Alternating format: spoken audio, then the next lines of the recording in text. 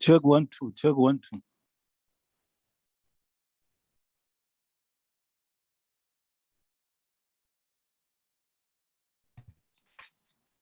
Good morning, sir. Hello, Tebu.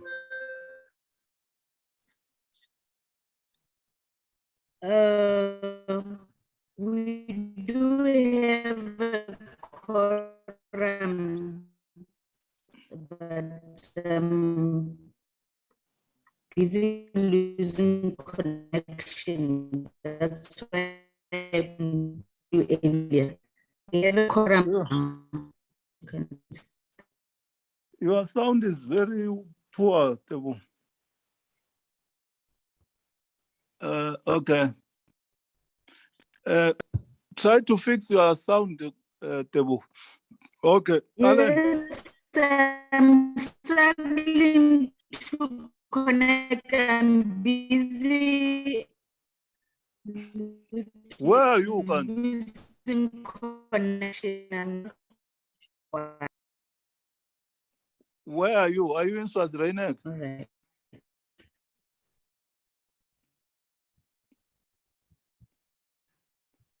Hello, do we form a quorum?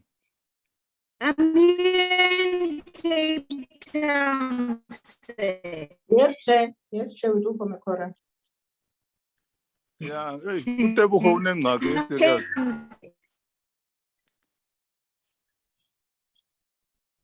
Okay, let's start. Yes, I do form a quorum, so you can start, but I'm struggling connections. Can you link up with Alan to assist you in the meantime? We'll do so, sir. Okay. Thanks very much, honorable members. I also have a challenge with the media team. Do you want us to live stream even today? Are they there? They are online, sir. My laptop is not working. I have to resort to my iPad here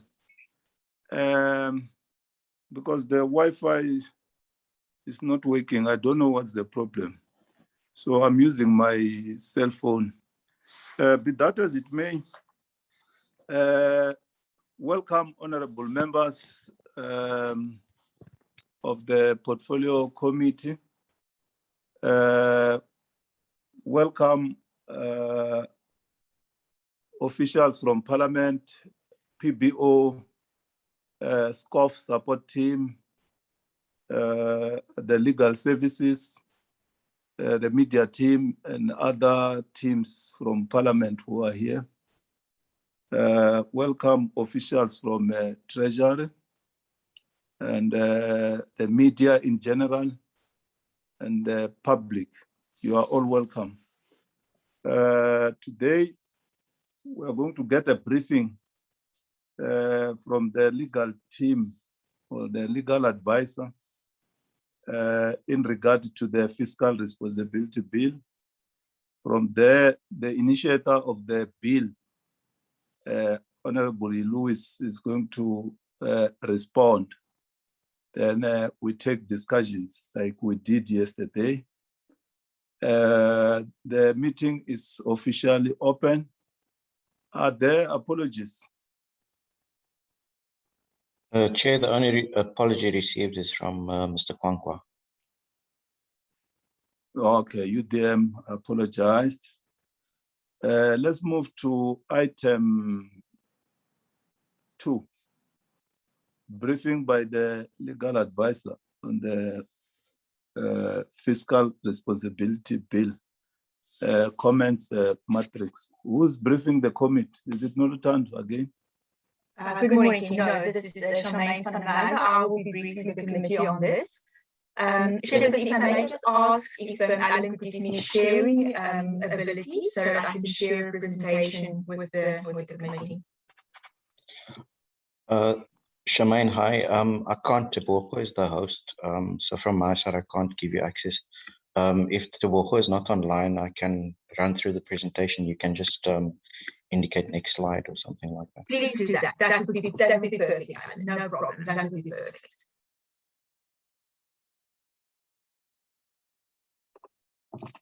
Thank you. So the presentation is simply on legal concerns raised by the public. Most of the concerns raised by the public was in respect of policy matters. So it will not be a very long presentation. I cannot brief members on policy. This is your forte, and this is where you will have to make the discussions and decisions. On slide 2, I will just quickly take you through all the presentations that were made. There weren't that many.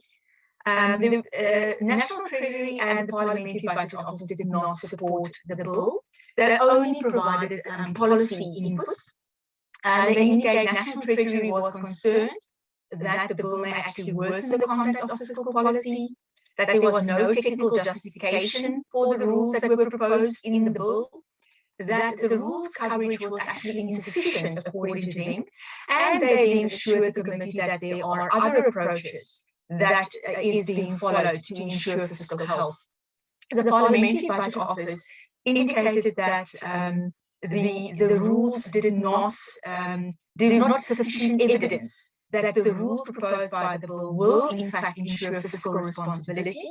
Furthermore, that the rules depended on variables that were outside of government's control. And lastly, that it could cause, in fact, government expenditure to become uncertain, volatile, and it would negatively affect planning, and therefore, in fact, negatively impact fiscal credibility. The next slide, slide 3. Amen. Yes. There is an echo from your side. I don't know what's the problem, unless it's just me from this side. But I get an echo when you are speaking. It's that, Chair. I had raised my hand to indicate that we can't hear her properly because of that. Thank you, Yeah. Chair. Try to fix the mic, Shami. Because I'm speaking from my laptop and I've not had this problem before. Is everyone else muted? It might be that there is a feedback of sorts. Because I'm using my laptop mic and I've never had that before, so I'm not sure what else to do. I only have one mic. Wait, Alan, where are the technology people here? Because the echo doesn't sound better. We can't hear Charmaine very well. The quality of sound is not up to standard. Can we do something? Do we have the technology guys on the platform?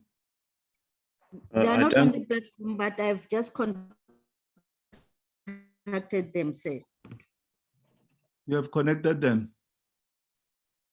I've contacted them to tell them that we have the echo with the speaker so that they can sort it out. I'm waiting for their response. Okay. Check 1, 2, check 1, 2, Charmaine. Try again while we are waiting for them because we don't have much time.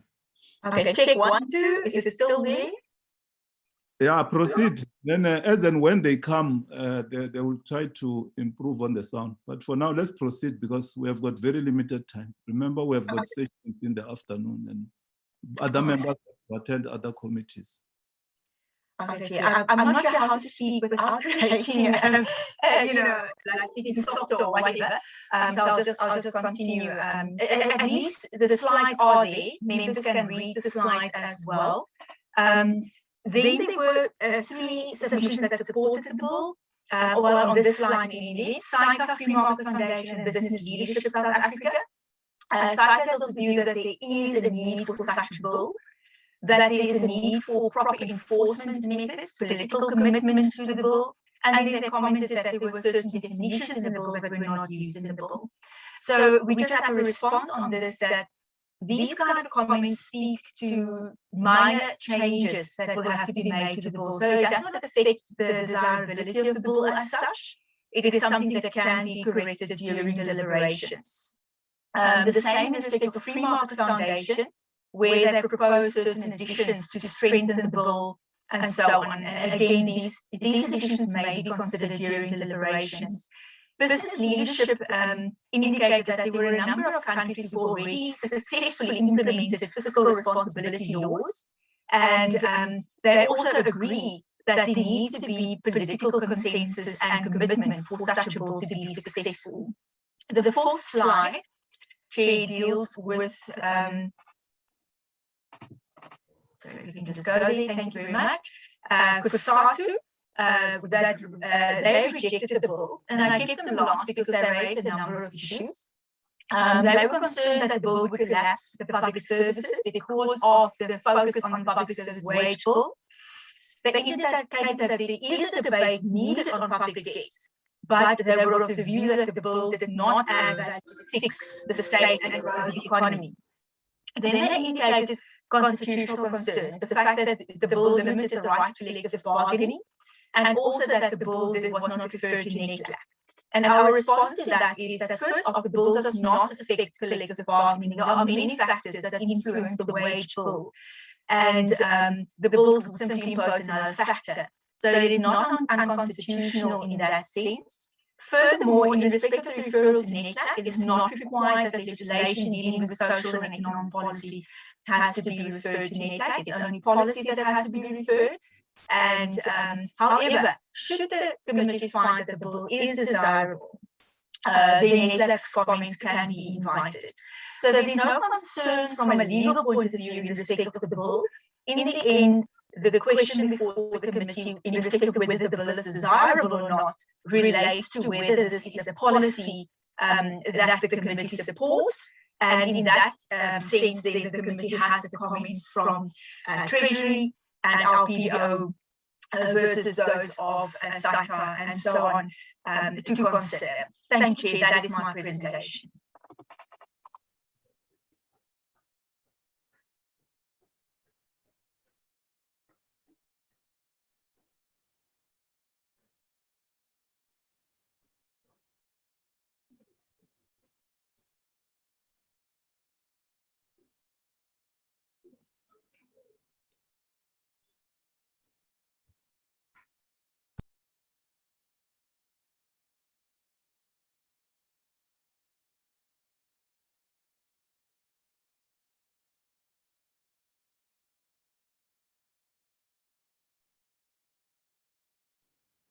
Is it just me? Do we still have sound, Chair?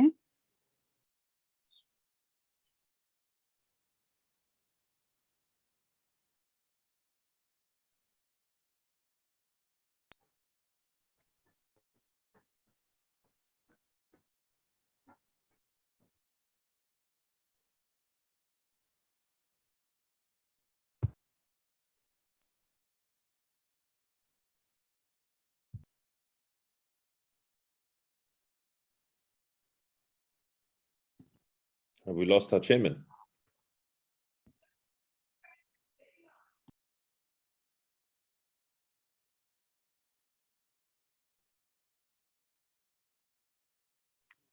I think we lost both the chair and the presenter. I'm not sure. Honourable members, I'm still here, but my presentation is finished. So, and I also cannot hear the chairperson, so I'm not sure what is happening. It seems from Alan's side, he indicated that there seems to be some sound issue, and I'm sure that they are trying to sort that out. Okay. In that case, can we then ask that Honorable Hill-Lewis comes in if the presentation is finished, so that, as the chairperson had initially outlined, we have responses to the presentation. Honorable Hill-Lewis.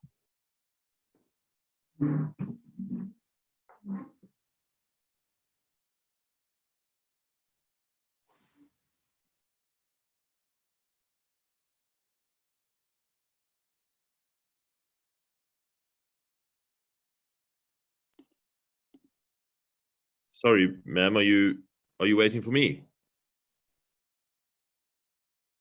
Yes, sir. I think the chairperson had indicated that after the presentation, you will just come in and make a few comments before the discussions.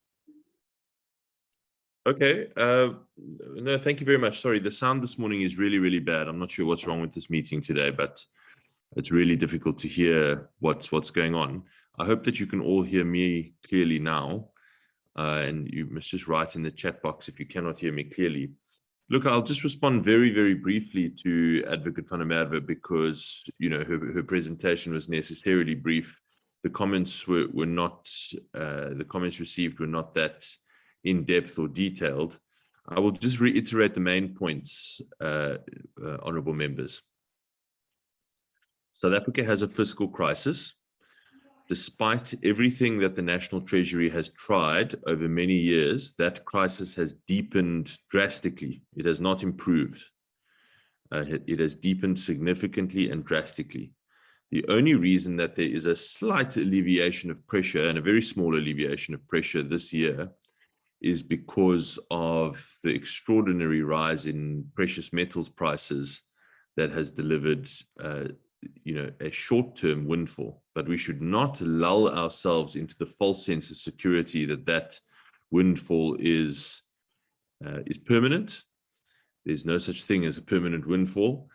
And also, even with that, we are still deeply, deeply indebted and going further into debt, and without any immediate indication of turning that very dangerous debt curve, turning it around, turning it towards the ground, which is where it needs to head urgently if we are to save our country's finances. Now, all of us have a responsibility to do what we can to make sure that full-blown sovereign debt crisis scenario is never, ever encountered in South Africa, because it would be devastating for our country and devastating particularly for the poor, because it is government spending, social spending on basic services that support the lives of the poor predominantly.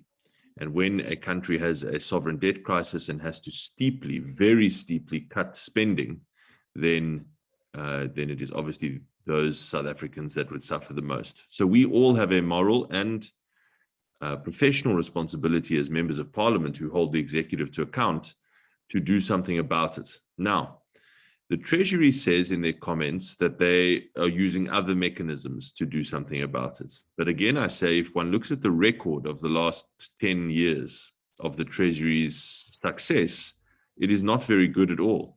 In fact, it is very, very bad in keeping South Africa's fiscal situation sustainable. So the question is, what are the new measures that we could consider to ensure fiscal sustainability? Now, the Treasury has on many occasions specifically referenced the idea of having a fiscal anchor. And in fact, the now former minister, Mboweni, even specifically referenced this in a budget speech, in his very first budget speech as minister, saying that South Africa needs to seriously consider additional stronger fiscal anchors to stop the fiscal slide. So that's, frankly, is where this idea for this bill came from. Because if we all agree that we need much stronger fiscal anchors, we need to stop going over the fiscal cliff and stop the prospect of a sovereign debt crisis. The question is, where are those new fiscal anchors that Treasury speaks of to help that happen? They have not introduced any of them in the last 3 years. They have spoken about them, and again, they speak about them in their comments in response, saying that there are these kind of fictitious mystery others that are under consideration or that are being used, but they are not. They simply are not.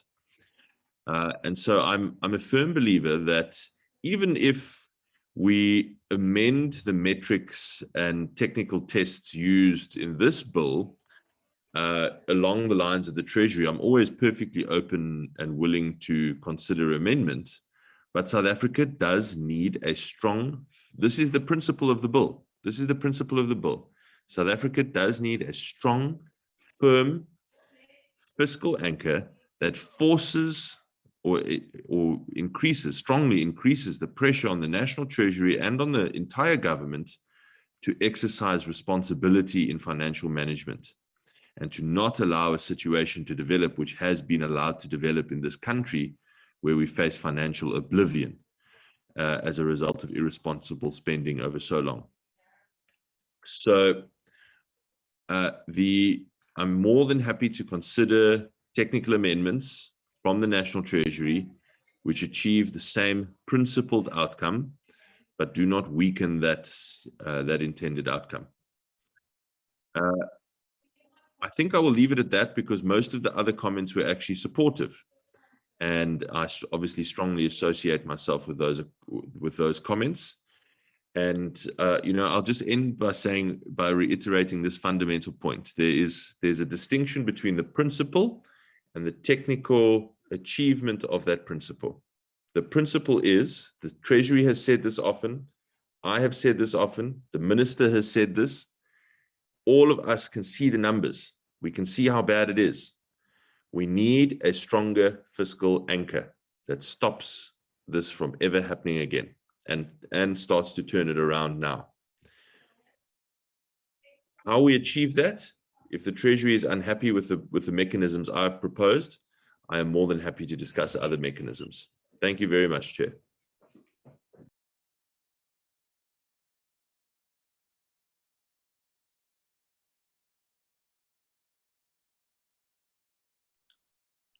Thuba Noxi, we're still in August.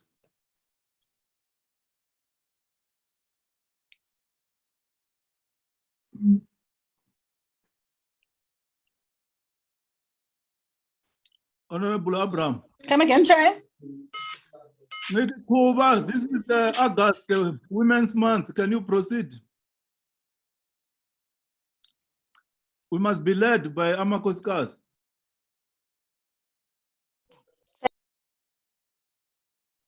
Oh, she has a connectivity problem.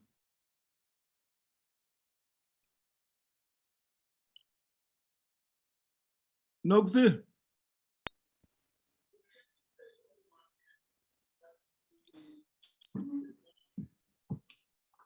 Okay. Let's proceed in the meantime. Sorry, Chair. Are you succeeding? No, go ahead, Chair. I think I'm up and I'm in and out as well. Go ahead. Can't you go? I'm in Pelican, Chair. I'm in Pelican. Oh, Cape Town. Yes. Wow. I thought it was the city of Goniwe and Kredok. No. I was traveling the other day, remember? Okay. Thanks, Honorable Lewis, for your response. Before we come to deliberations, what is it? Treasury? Is Treasury or PBO here? Just to get technical comments from officials. Treasury. Yes, Chair, we are. Okay, Edgar, platform is yours. If PBO will also want to assist, let them do so, and then we'll allow members to come and deliberate. Edgar, over to you. Thank you very much, Chair, and of course, thanks for the presentation and comments from Honorable Hill Lewis. Just to reiterate that our position has been that we welcome attempts to address the fiscal imbalances in South Africa. And in our presentation, I think we said back in May that we would be more than happy to engage with Parliament on this and on the technical issues that we raised. So I think it goes without saying, and I think we can be on the same page on that we will be prepared to work on the, those technical matters.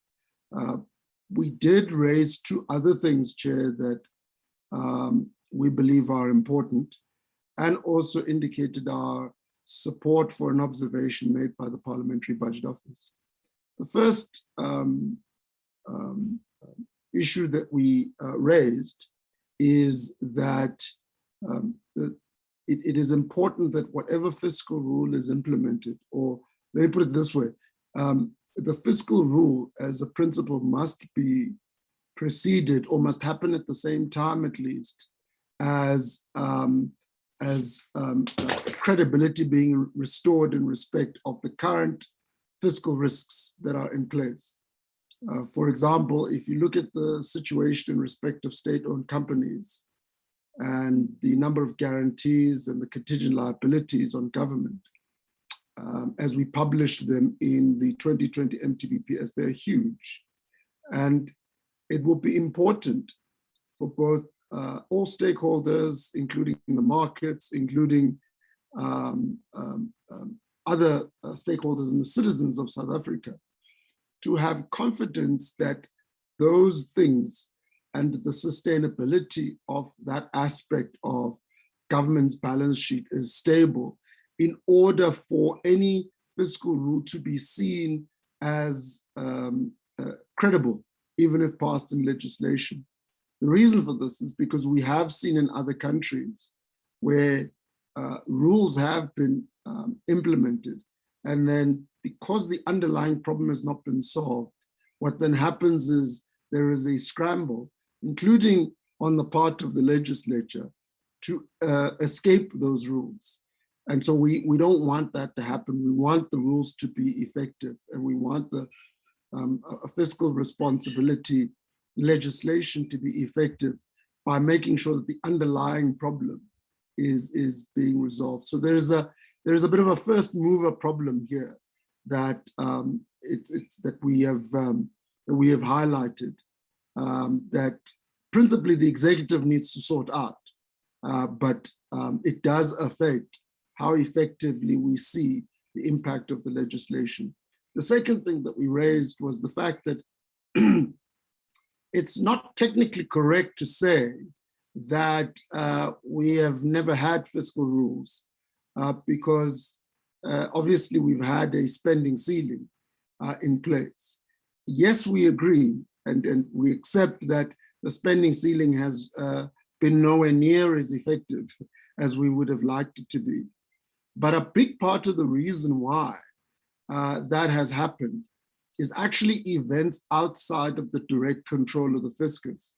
And here I'm talking about the poor growth performance of South Africa over the last 6 or 7 years, where we have seen a declining per capita GDP every year for 6 years, and also where we have seen an underperformance of the South African economy versus our peer countries.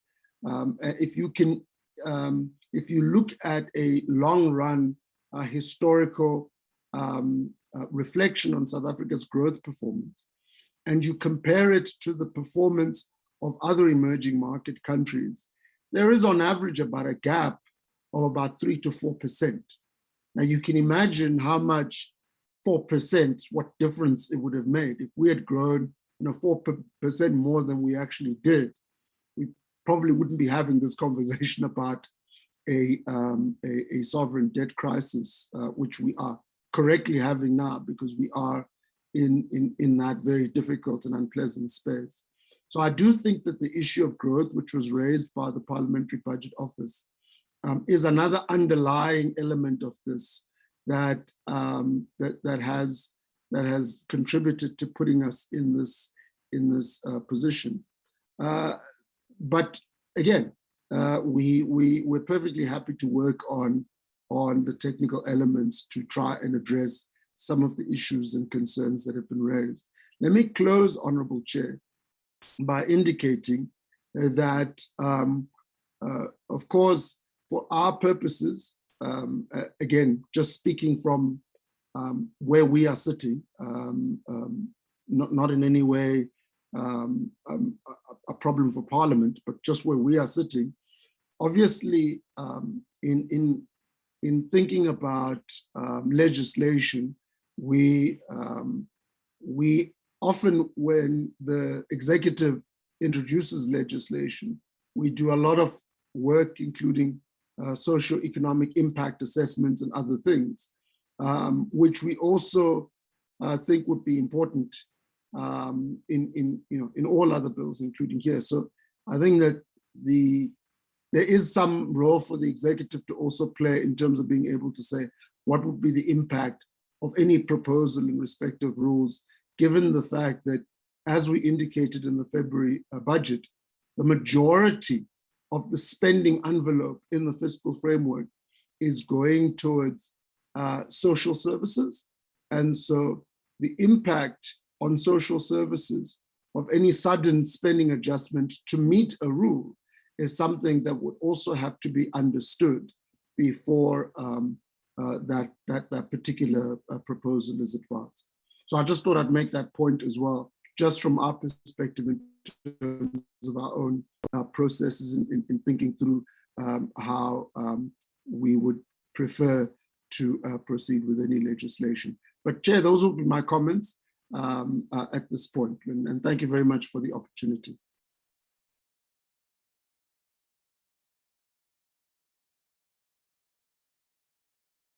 Thanks very much, Edgar. Alan Tebo, do we have the PBO here in the platform? Chair, no. Dr. Janchi sent through an apology. He's got clashing commitments. He's also interviewing for the analyst position in the BBO office, so he won't be joining. Okay. Okay, so that's the comment from Treasury. Honorable members, over to you for deliberations. Clarity, seeking questions, comments. Dion's phone is it Dr. George?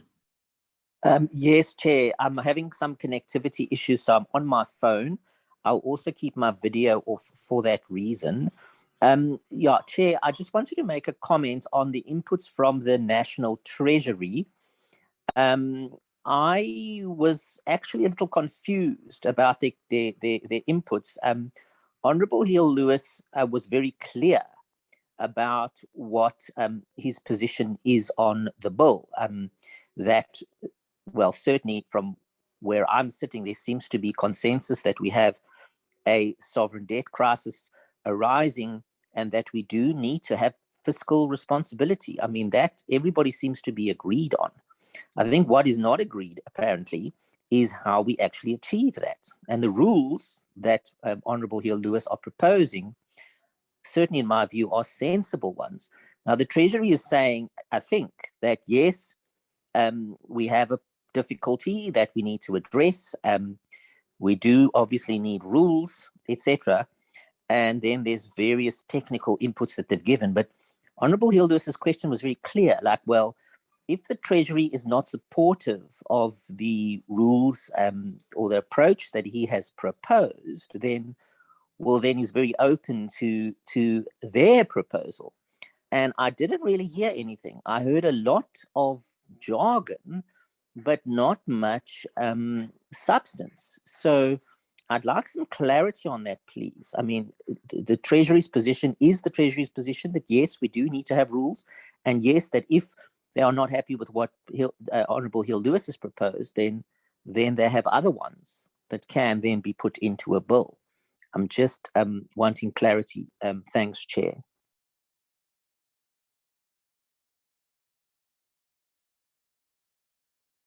George, Treasury, will you want to respond to the issue raised by Dr. George?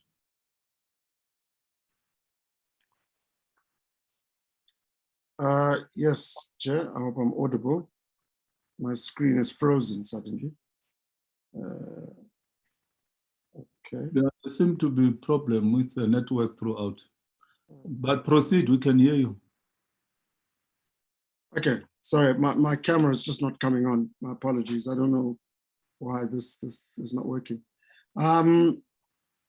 So what we're saying is simply this, that we have been working on a set of fiscal rules. We believe that fiscal rules are necessary and required, but we believe, as a counter act to that, two things. The first is that we do not believe that this bill, the way that it is currently crafted, will actually address the fiscal problems in the way that is hoped and envisaged. And the reason why we believe that it won't is because, firstly, you have underlying problems and risks to the fiscus that are not addressed. And that, to the extent that those risks are not addressed, when those risks materialize, they will create a secondary crisis for the fiscus, which the bill will first of all not assist us with, but could potentially make it worse, because if the bill were passed in the way that it's currently written, it would require even more dramatic reductions in spending than what we have in the current budget, which we consider quite tough spending reductions, by the way, that have been necessitated by the current crisis. Therefore, we consider that it's important that two things happen. the first thing that needs to happen is you have to have a solid plan to address those fiscal risks. And that needs to be in tandem with any fiscal rule legislation. Because you need to build the confidence that what you are tabling for the purposes of enactment as a law is actually credible under the circumstances where you are. And we think that the problem is that the risks, particularly I pointed out the risks emanating from the SOCs, create a counteracting to the objectives of this bill that we consider too severe unless those risks are actually addressed. So that's a very important point that we are raising, and that you need to do that at least in tandem, if not before. The second point that we are raising is that if in fact the bill or any rule that is in any bill will require adjustments to spending that may have a social economic impact, we need to have an understanding of that social economic impact as part of the process of enacting the bill. That is the point that we are saying. We are saying that basically the nature of this problem is at the moment considerably more complex than simply saying we are going to have a rule that's going to place a ceiling on the net debt level and that's where we're going to go. We need to have credibility around the risks that we face at the moment. Now, the budget that we tabled in February goes part of the way to addressing that, but not entirely. The executive still has a lot of work to do to make firm decisions around what to do with these state-owned companies and the risks that emanate from them. What the fiscus has tried to do from Treasury's perspective is to pull back on the fiscal imbalances by tabling a budget that seeks to close that fiscal imbalance over the next 4 to 5 years, so that by the time we get there, we are in a position to be able to manage those risks better. But that's the point that I think we're making, is we're raising the complexity of the current fiscal problems within the, or that actually, how can I put it, that surround the objectives of this bill, Chair. Thank you.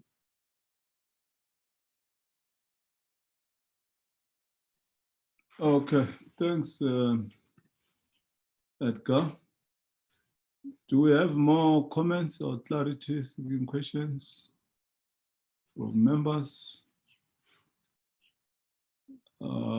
If not, we'll have to proceed. From here, where to?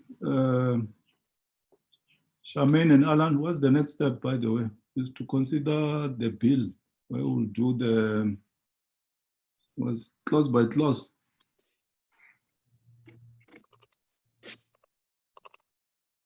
Chair, I hope that my sound is better by now. The next step would be for the committee to consider these inputs from the public, consider the bill itself, but overall, not clause by clause at this stage. And the committee then decides on whether the bill is desirable.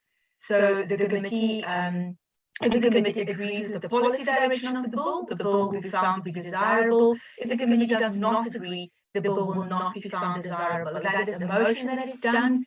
It's done in a motion format, and Alan will assist the committee in respect of the drafting of that and so on. If the committee decides that it is desirable, then the committee proceeds to deliberate on the bill clause by clause. There might be further amendments, etc. If the committee decides the bill is not desirable, then the motion on desirability will not be adopted, and there will be a report to the House to say that the committee finds the bill not desirable. Those are the two options before the committee now. Okay. No, thanks, Shami. Before I pass item 4, Mr. Louis, do you want to make any comment before we close the meeting? Chair, we can have a back and forth argument between, or debate rather, not argument, between me and Mr. Sishi. The fact of the matter is, every rule, basically every rule in law, does not address the underlying ailment that rule tries to prevent or outlaw or proscribe the symptoms of. That's true for every rule. So this objection that the rule doesn't address the underlying problems in the fiscus, of course I accept that. That's obviously true, but that's not the purpose of the rule. The work of the government is to go and address those underlying problems in the fiscus. The rule is to provide a hard cap to say you have to address the underlying problems in the fiscus because we cannot break this cap. It's a mechanism designed to pressure proper responsible behavior, just like every rule. That's the nature of a rule. So I have to say, I just don't see the merit in that objection, Mr. Sishi. That is the very nature of rules. They are designed to pressure and incentivize good behavior. And this is designed to pressure the government to sort out the underlying problems and incentivize good, responsible fiscal behavior. Again, remember, this bill was drafted more than 2 years ago now. So the metrics that were inserted into the bill then, it takes a very long time for a draft bill to arrive at committee phase. So the financial metrics, the fiscal metrics, were far less bad, less severe then than they are now. So the cuts that you refer to, Mr. Sishi, would not have been required then had the bill been adopted then. They would indeed be required now. But from that flows 2 points, really. Firstly, that proves the point of how out of control the fiscal situation is and has been. And despite all the good efforts of yourself and your team, that has not been abated or arrested or turned around. And so that's why I say again that we can amend the metrics so as to ensure that there is no crippling defunding of the public service, so to speak. Recording in progress. We can amend those, but really it does underscore why they are necessary.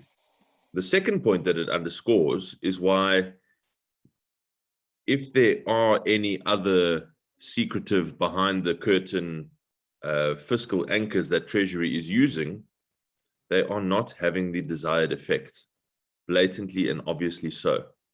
And so you need a big, explicit, out there, in your face commitment from the whole of government to say, this far and no further. We will not breach this debt cap. And I think that that's a very healthy signal to send. And it must be backed up by credibility, of course. Passing a rule with no credibility is utterly pointless. But you don't say, well, we're not even going to try and pass the rule because we just accept that there's no credibility. That is also very strange. It's like defeatist reasoning.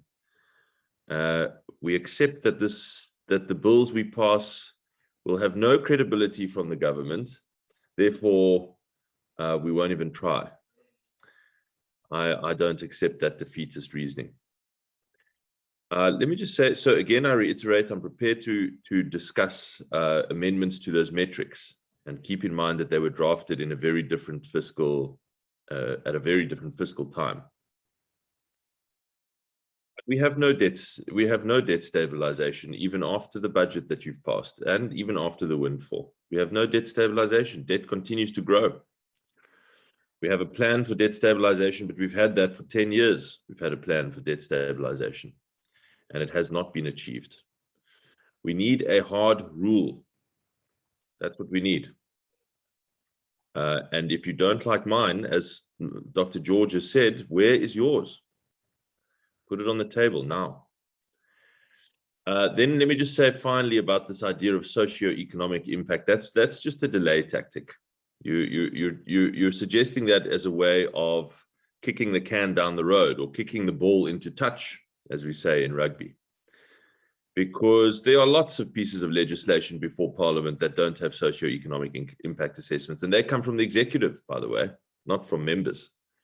The most significant one that I can think of off the top of my head is the Constitutional Amendment Bill.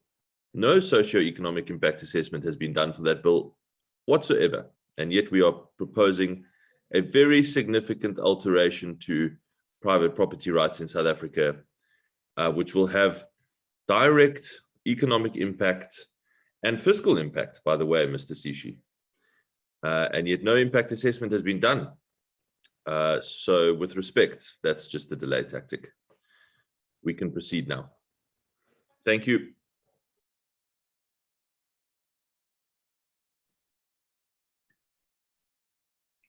Okay, thanks, Honorable Louis.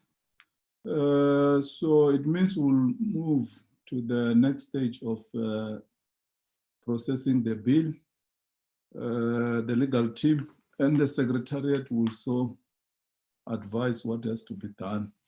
But I think Charmaine has already indicated what they are going to do to assist us to make sure that we stay on track in relation to processing the bill. Let's move to item 5, but before that, announcements.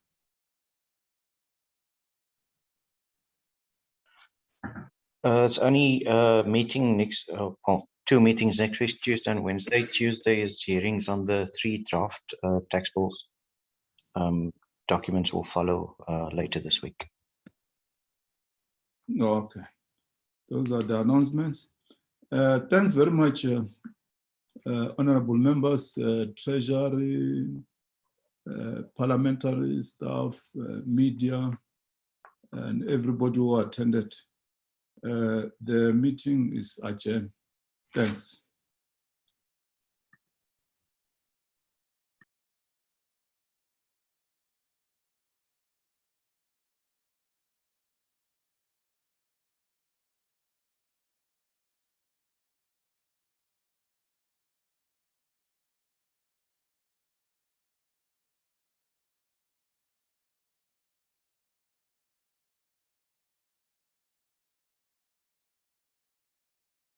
Recording stopped.